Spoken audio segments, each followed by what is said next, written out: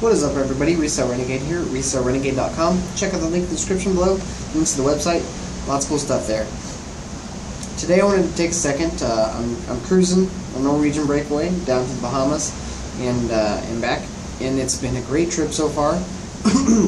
Excuse me. But I wanted to talk to you a little bit about, well, first, why I'm able to do this. And the reason for that is that I've been able to automate my business over the last couple months. After my little technical meltdown, I took a step back and I said, whoa, you are the bottleneck to your business. And so I took to automating my business and allowing my business to run and function on its own and removing myself from the equation. And a lot of that had to do with getting rid of eBay and setting up other funnels of income to where I could push a button and have the machine start working, and I had to manage the process rather than being the process.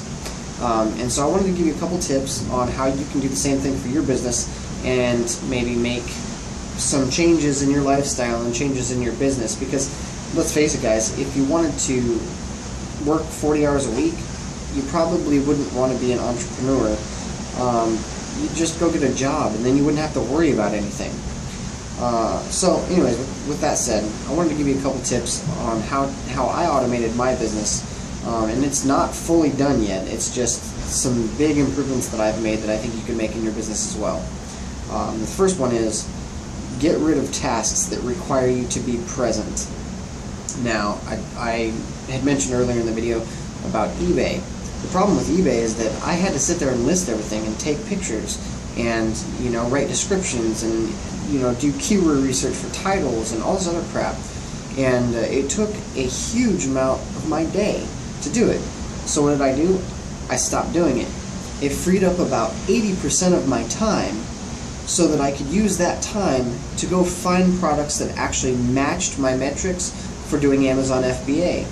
And so I switched basically from eBay, which required me to be present at almost all times to ship out the stuff and do all that crap, to Amazon FBA, which really just requires me to ship out a big box to Amazon and then they take care of the rest. Now, true, the fees are a lot higher. I pay about 32% after everything's all said and done to get things sold through Amazon, as opposed to 13% on eBay. However, I have so much more time to go find more product that my inventory has quadrupled. And so the fees don't really matter because I've made up for it in volume. And another thing that I've done is I've allowed myself to go take like a cruise to the Bahamas, and when I get home, my stuff will have still been being sold the whole time, and I'll have a paycheck coming in.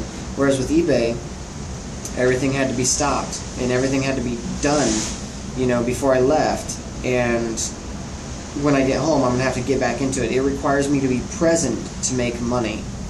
Another thing that you can do is set up drop shipping arrangements with companies that you can find that have products that you're good at selling. And you can sell those products in any number of ways. You can sell them on Amazon if your agreement allows you to.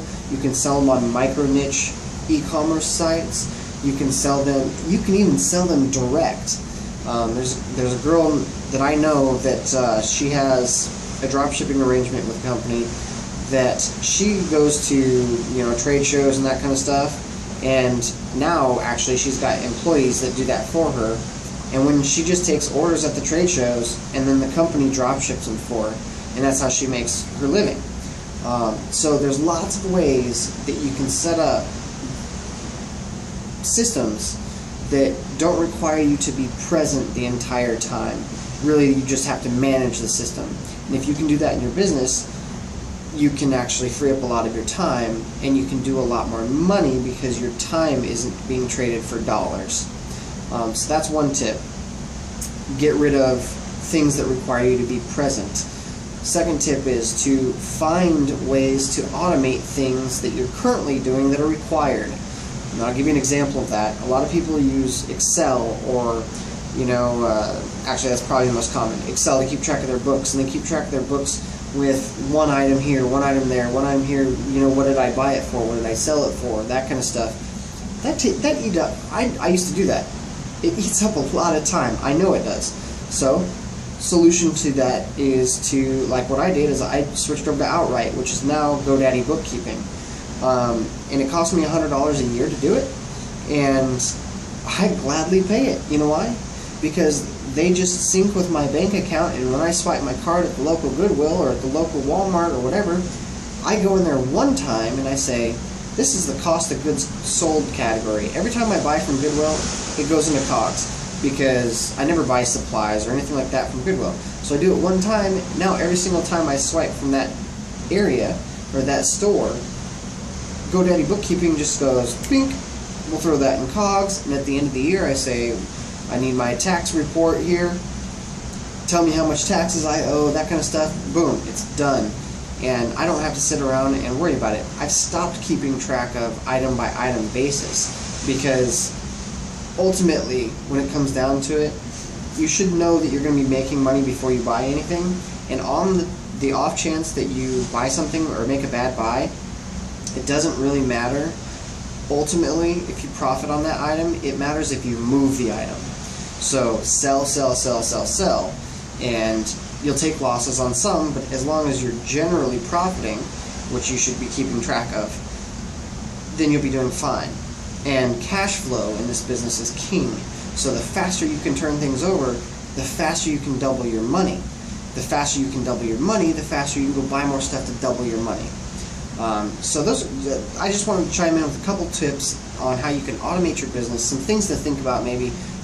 Just take a step back and look at your business and say, is this a business or is it a job?